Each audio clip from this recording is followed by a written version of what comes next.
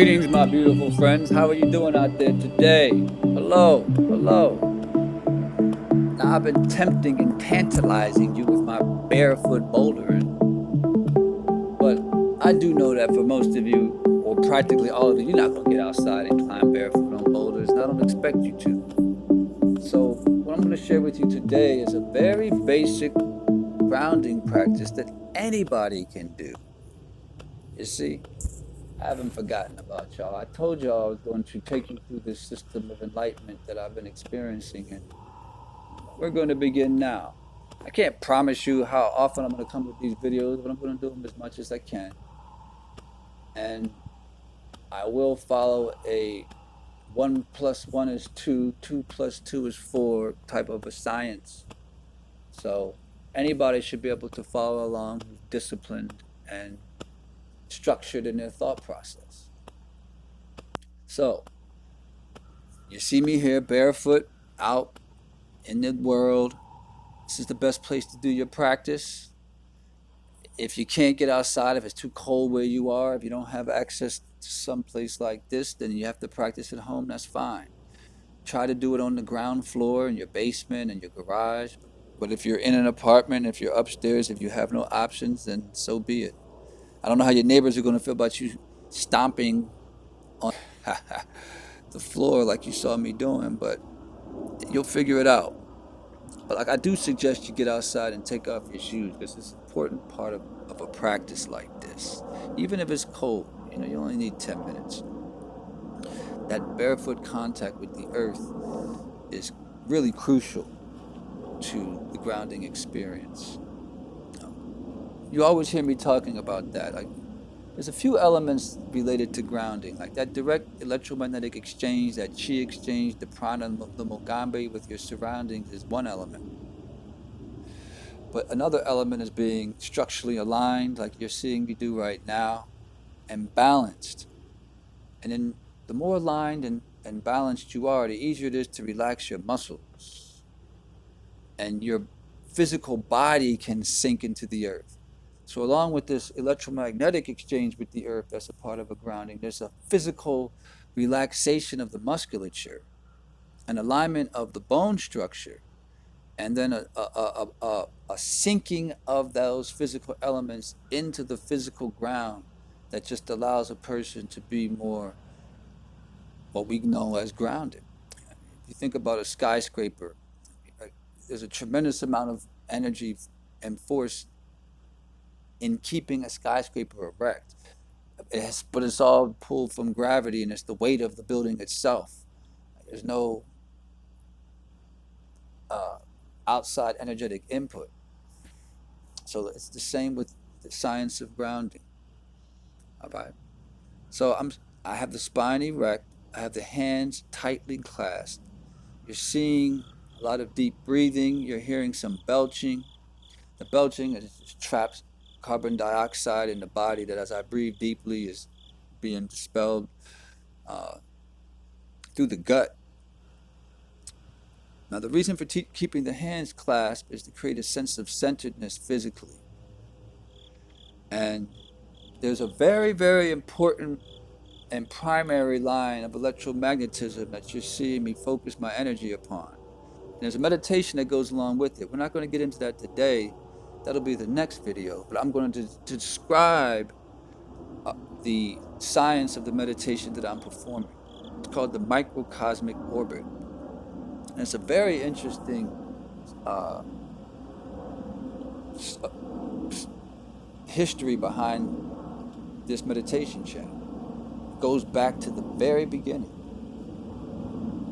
If you can think when the sperm fertilizes the egg, and yes, we're going to go back that far, you have these two separate entities, the sperm, the egg. When they unite, they become one cell.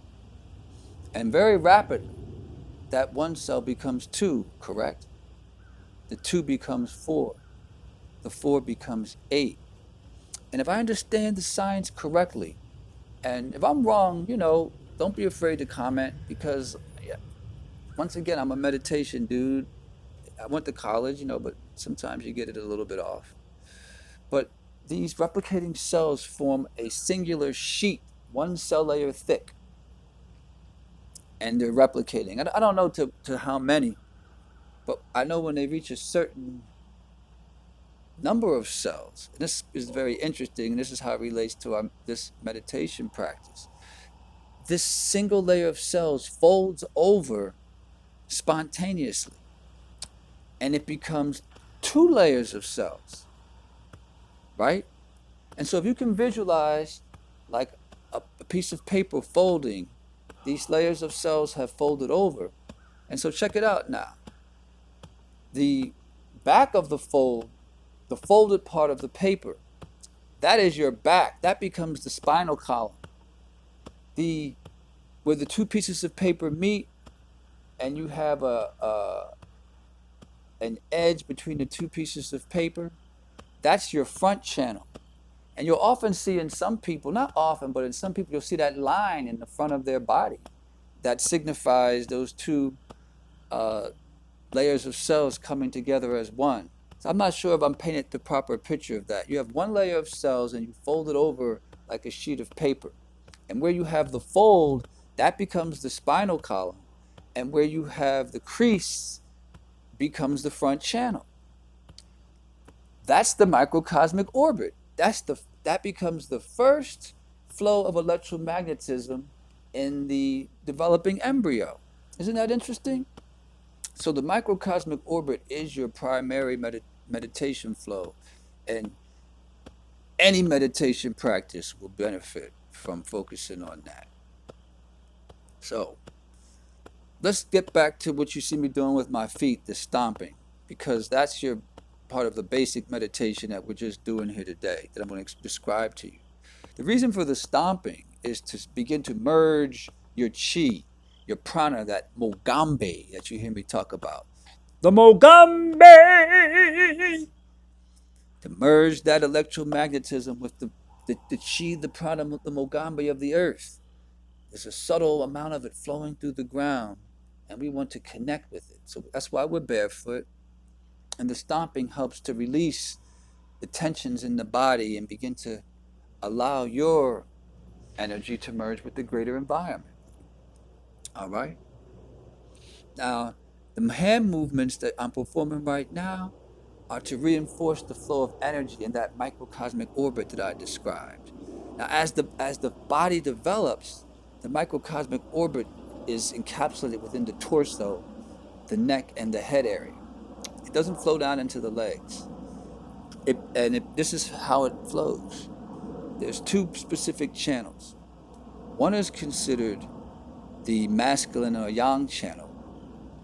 That begins at the tip of the tailbone, and it flows. This is the fire channel, up from the tailbone through the sacrum, up the spine, through the neck, up into the crown of the head, down through the third eye, and it terminates at the roof of your mouth. The yin channel, the feminine channel, the descending channel, begins at the tip of your tongue, flows from the tongue down into the neck, down past your thyroid, and your neck, through your heart, down through your solar plexus, or is that the thymus gland in the neck? I think it's both, the thyroid and the thymus. Down through the abdominal region, down through the navel, down past the sexual organs, and it ends in the anal area. And you connect the two channels by gently contracting the anus and tilting the tailbone towards the genitals. That's the microcosmic orbit, all right?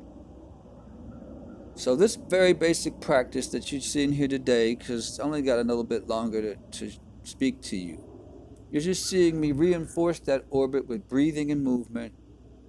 I'm achieving balance and a little grounding by stomping the bare feet. And I am relaxing the mind with some deep breathing. So this is a nice start for anybody to get outside, adopt this posture, take off your shoes, sit on the edge of a stable support system,